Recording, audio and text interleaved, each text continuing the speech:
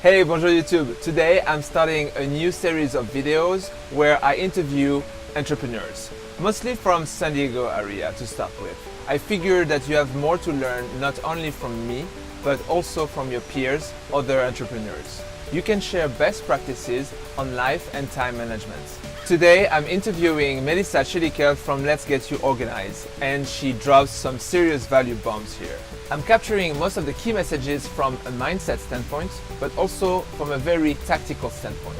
Blue is for more mindset, orange is for more tactical things. Let's deep dive, enjoy. Perfect. Hey guys, bonjour. Today I'm bringing Melisa Celikel from Let's Get You Organized to start the new series of interviews for entrepreneurs. Yay! So hi. Hi. Tell us a little bit about yourself. Who are you? Sure. So Melisa Celikel, he actually said my name pretty well. I have dual citizenship in Turkey. I live here in San Diego, California, born and raised here, but my whole family lives on the other side of the world in Turkey. And my last name actually means iron fist in Turkish. Iron fist. Iron fist, like, you know, like a fighter, right? So I own a company called Let's Get You Organized here in San Diego. It started off as a professional organizing company for home organization, and I've since pivoted to be helping businesses get organized. So it's one thing to kind of organize your pantry, your garage, your closets. It's another thing to actually lay the foundational structures and systems of a business when you're an entrepreneur. Okay. So I kind of pivoted from home to business.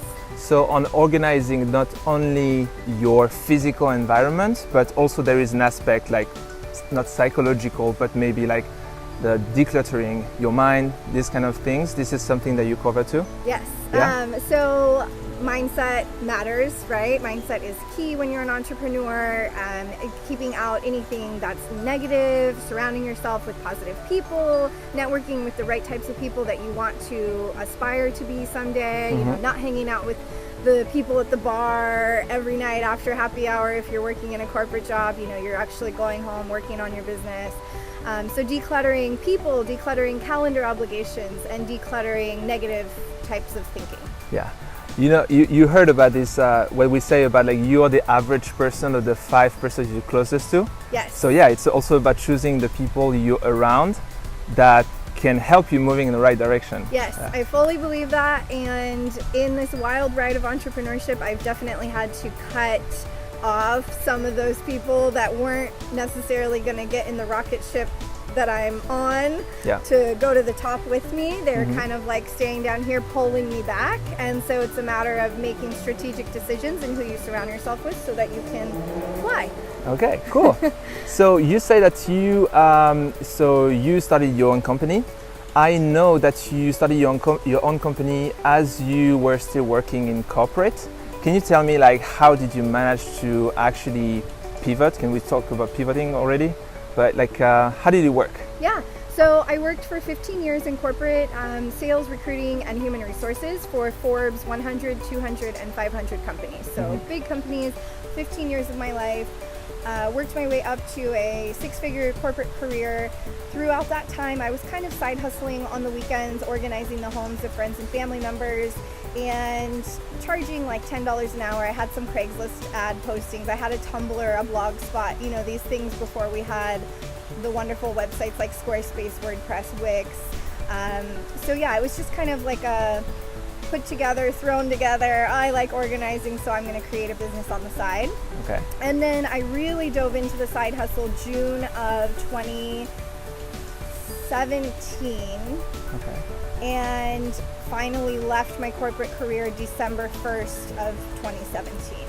So it was about 6 months of full side hustle where I was doing this nights, weekends. I would go to bed at 1 a.m. every morning and wake up at 6 a.m. every day for my corporate job, and built my whole website from scratch, grew my social media following organically, and just really wanted to have a basis before I took the leap to full-time entrepreneurship.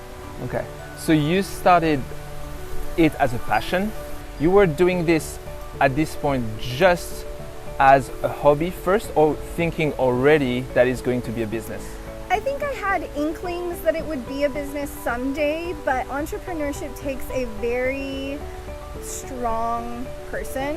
It takes a very strong mindset, and I think in the emotional state that I was in, I've had kind of a crazy life as far as struggles and overcoming and being resilient. At the time, that was in 2011 when I very first launched the company, got my very first little Vistaprint business cards for $10 online. And so I had dreams of it becoming a business, but it wasn't really the right timing. And I don't think I was strong enough at that point to take this big leap. Yeah. But at least you proved the concept. You proved that there is a demand somewhere that people would pay $10 or maybe a little bit more to get some help. I validated the market for sure. Okay, cool. And besides what you're doing, like as part of your business, what are you passionate about, and what do you like spending time on?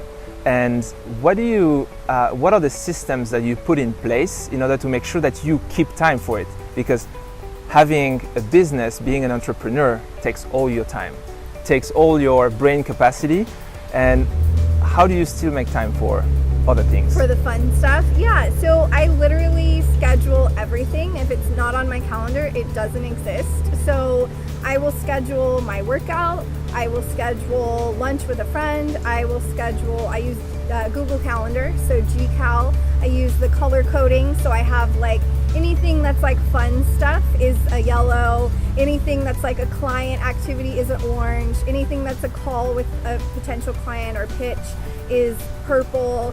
So I use the color coding on GCal, Google Calendar, and I time block everything. So typically it's like 1 hour time blocks. I have the Apple Watch, and it reminds me to stand up every hour, and so that's kind of like my mini break, mentally and physically. Get up, get some water, use the restroom, grab a snack, go back to the 1 hour activity. So yeah, it's a lot of scheduling. I want to start asking more about this question about 80-20 rule application. So you have to somehow use it in order to prioritize your task. Can you give me an example of how you use your 80-20? Sure. I loved your video on that. So Thank 20%, producing 80% of the results in your business, in your life, in your general existence. So 20% of my goals come from my SMART goal setting, which I do quarterly. So if you think of a year in 4 quarters, you have Q1, Q2, Q3, Q4. This kind of came from my corporate days, right? Where we would set our yearly initiatives, our quarterly initiatives, and then we would need to hit those goals in sales and in recruiting. So I kind of kept that model for my own entrepreneurial business, created an Excel sheet or like a Google sheet. And basically I go through every single quarter, I set out my goals, say that I have 10 goals per quarter. 2 of those goals are going to be the ones that are actually really moving the needle forward in my business. The other 8 might be kind of what I call like fluff.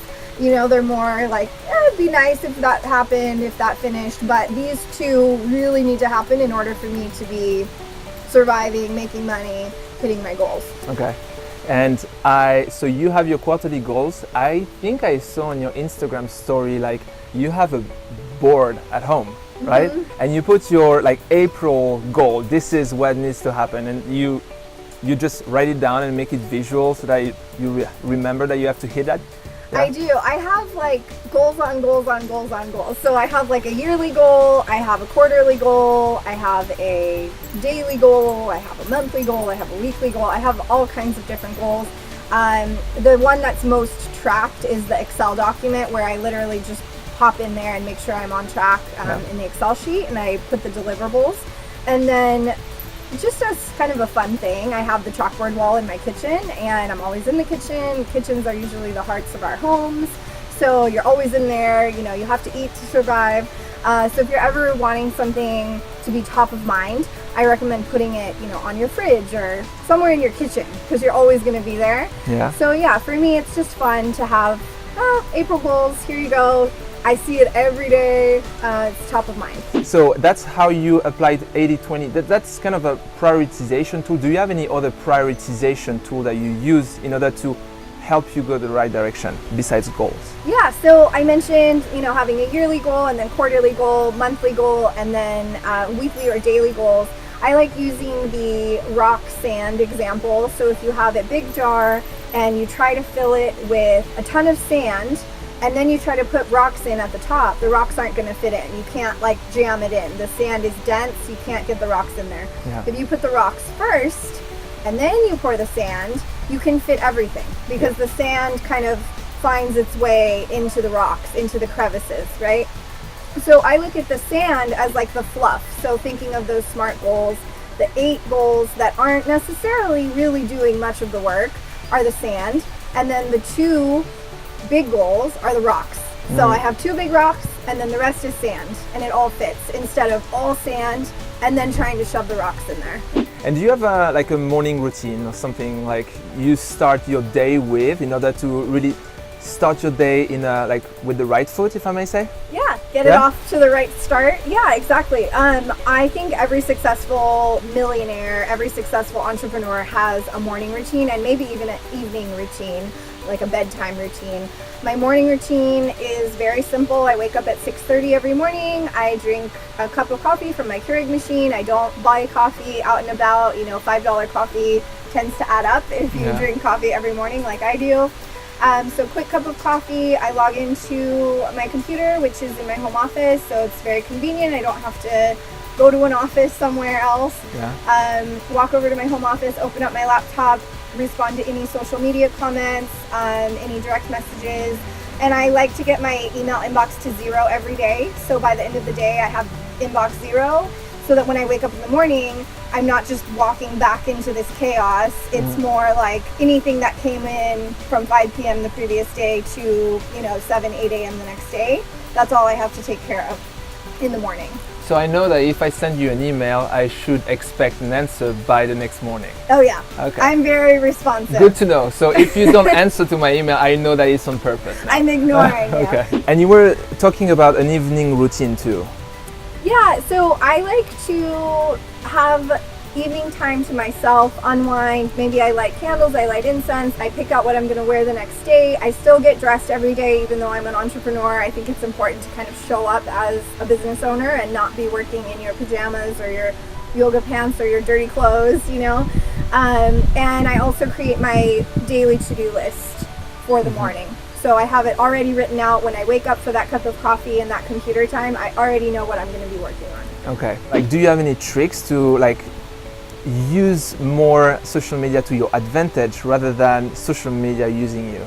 Yeah, so I definitely know that there's conflicting opinions on doing your social media in the morning. Most entrepreneurs podcasts that I listen to say, don't even look at your phone for the first hour of the day. It sets you off on a track of negativity and comparisonitis and this and that, right? Yeah. I don't get sucked in. I leave the evenings, actually. I kind of flip your model. So you like to do the social media in the evenings, you like to do your time in the mornings. I'm kind of the opposite. I like to do my time in the evenings before bed, and I do my work, my strategic initiatives in the morning. Yeah. So, and that includes social media. Yeah, I guess it's personal preference at some point. If you feel like you are organized that way and you don't lose time and you're very efficient, that's the way you should do. Yeah, and I also have a timer on my phone, which is really cool. So instead of getting stuck in the scroll, as I like to call it, I always create more than I consume. So I pop in there, I make my daily post, I engage on 10 accounts, whether that's following 10 new accounts or commenting on 10 of my colleagues' accounts, and then I pop off, and that's it. And Instagram will actually kick me off the app after I've been on it for 2 hours in a day.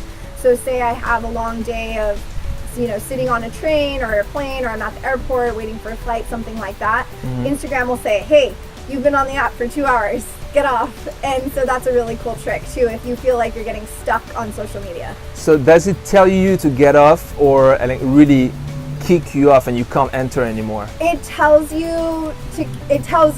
So it's like an alarm clock, right? Okay. Like, hey, wake up kind of thing. It's like an alert, but there is a separate app outside of the native Instagram app that will actually disable the app. Is that like screen time? I think so. Yeah. I think that you can set a setting there. Yeah, this is a video I want to do. Like presenting screen time and how to use your phone, because it can be dangerous, can be a slippery slope, and how to use it to your advantage in order to It can be strategic, but yes, it can also be a slippery slope for sure. Okay. So thank you for like all your answers. Like that was pretty awesome. I'm really happy that my audience got to know you.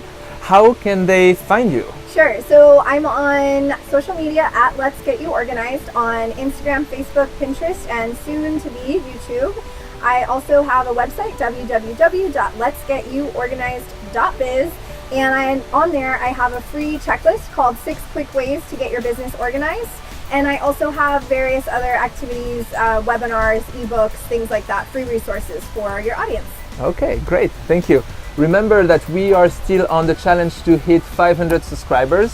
So we are pretty much halfway there. So feel free to share this video and like to subscribe and ask your family, friends, co-workers, whoever that may be interested in this type of content to subscribe, and see you next week. Bye. Bye, Melisa.